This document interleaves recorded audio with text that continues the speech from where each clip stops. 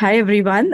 So I have with me Dr. Bhuvan, who has cleared the FMG exam with an amazing score of 186. So first of all, from the entire team of Cerebellum, many congratulations to you.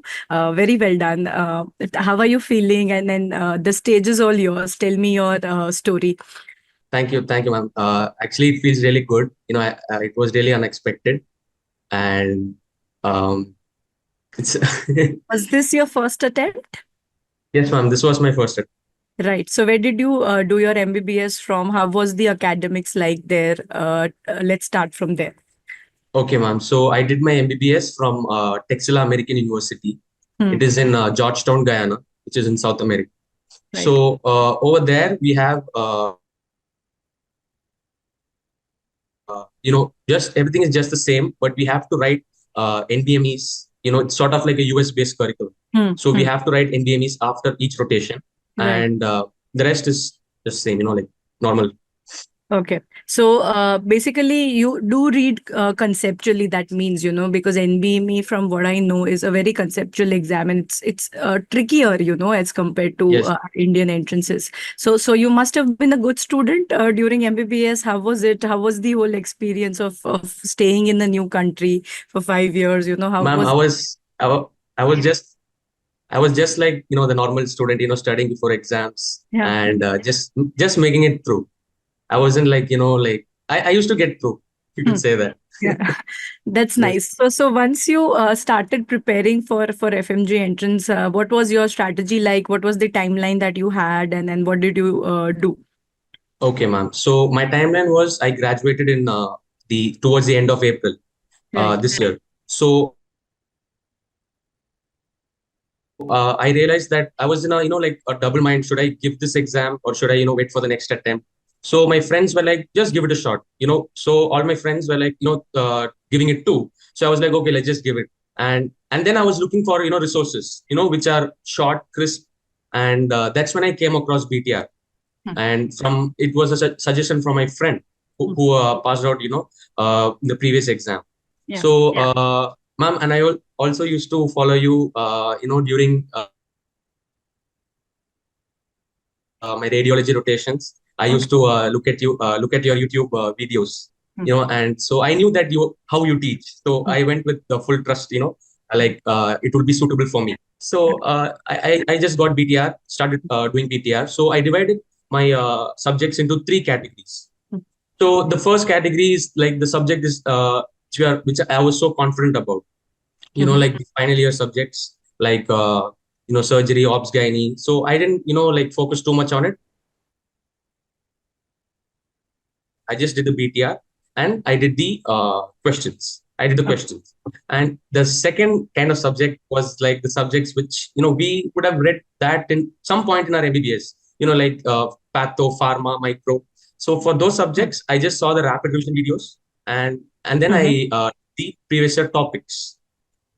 Hmm. So so by doing the BTR for these subjects, it actually boosted my score a bit.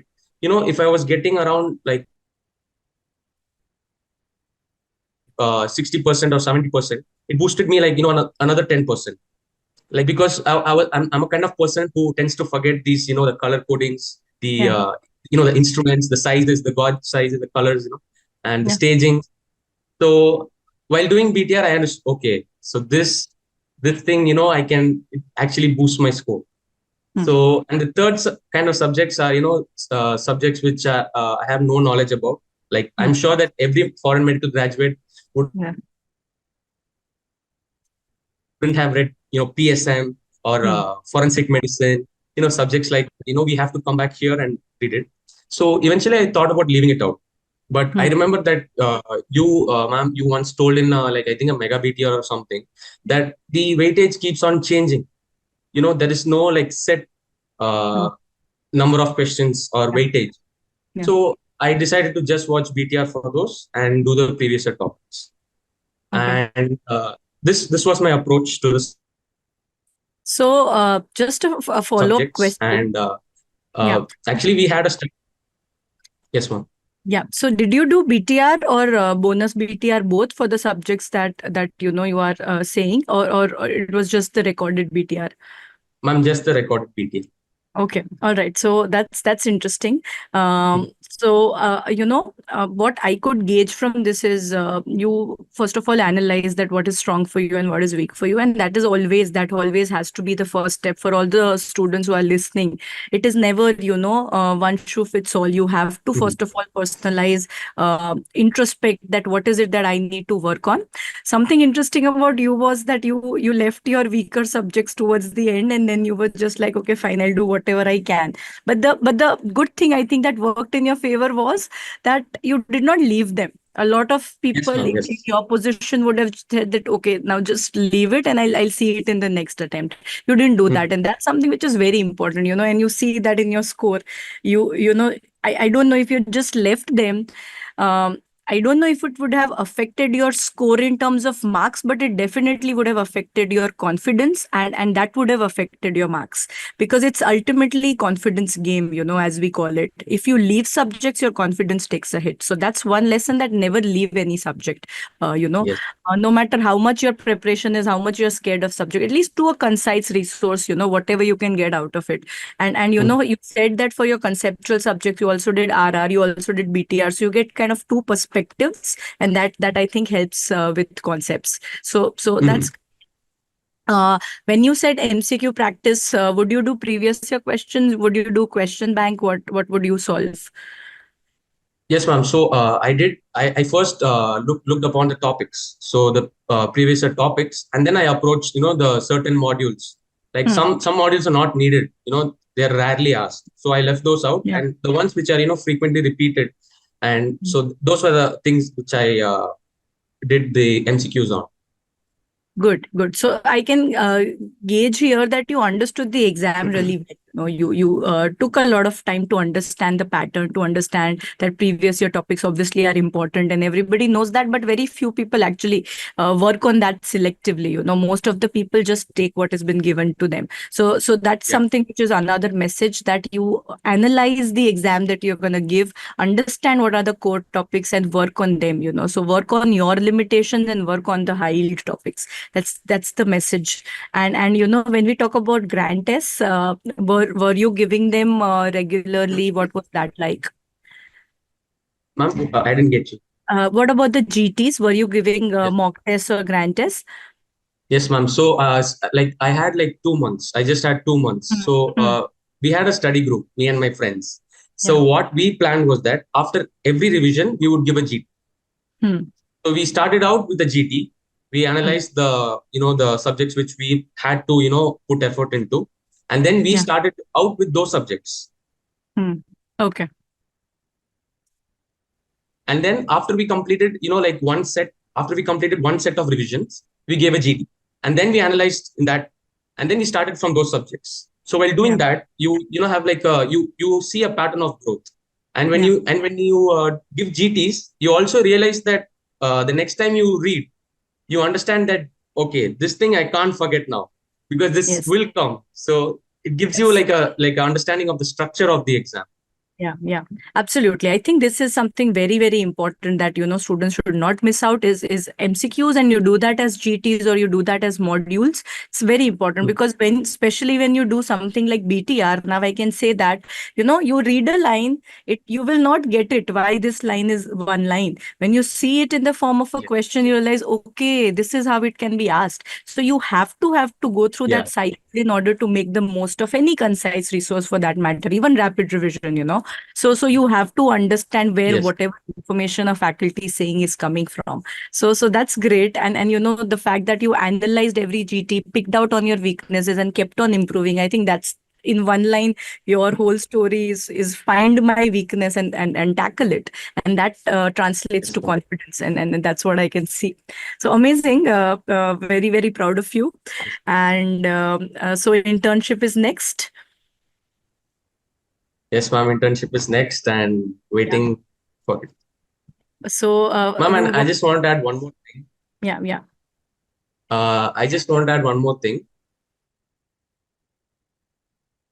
Ma'am, BTR is like when I started with BTR. I felt like it was a little bit overwhelming, because all these, I was like, are they going to ask this in FMG? Like it was a bit, towards the INIC level. So, Yeah.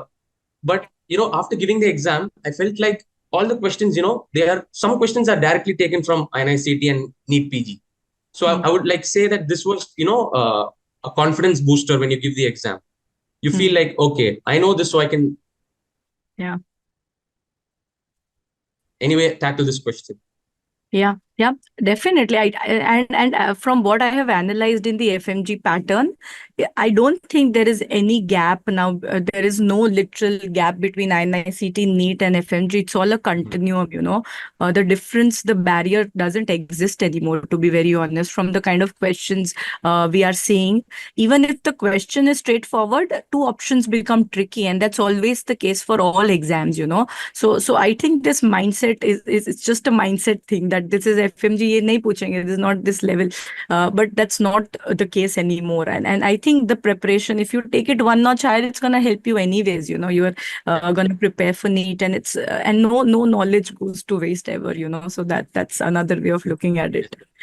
Great. Thank you so much. Anything else that you want to tell the juniors who are starting out, or especially students, who wouldn't have done well? This was your first attempt, but there are many students, who are stuck between 140, 150. It's very disheartening to pick up, and start again. What do you think should be your strategy? Because you've done it in a very short amount of time. So what advice would you like to give them to start again, to restart? Ma'am, first thing is like, it's all on what you think. It's all on your mindset. So first that, and second thing would be, don't compare, yourself to your GTs or even to others. GT is just to identify the structure of the exam. I was not even getting 150s in my last GT, but I got, 40 marks extra. So that was like unbelievable. And then the next thing would be, like, don't leave out any subjects. Forensic medicine would be like, 10 questions. I'll just leave it. But those 10 questions can help you. Ma'am, this time there was like 50, like 40 to 50 questions from PSM and, forensic. And the questions are so combined that, it's so combined, it's so integrated that you don't even know this is community medicine or this is ophthalmology. Yeah. This is, what is this? So it's a good thing that you don't leave out any subject. So that's it. Absolutely. And the aim is to bring everything together, to study in an integrated conceptual way. And that's how it goes. That's how the pattern is tangibly shifting towards that kind of an exam. So thank you so much, Dr. Bhuvan, for this insight, and many congratulations. We're all very proud of you. Do well. Thank you so much for talking to me. Thank you. Thank you, ma'am. Thank you. Take care. Bye.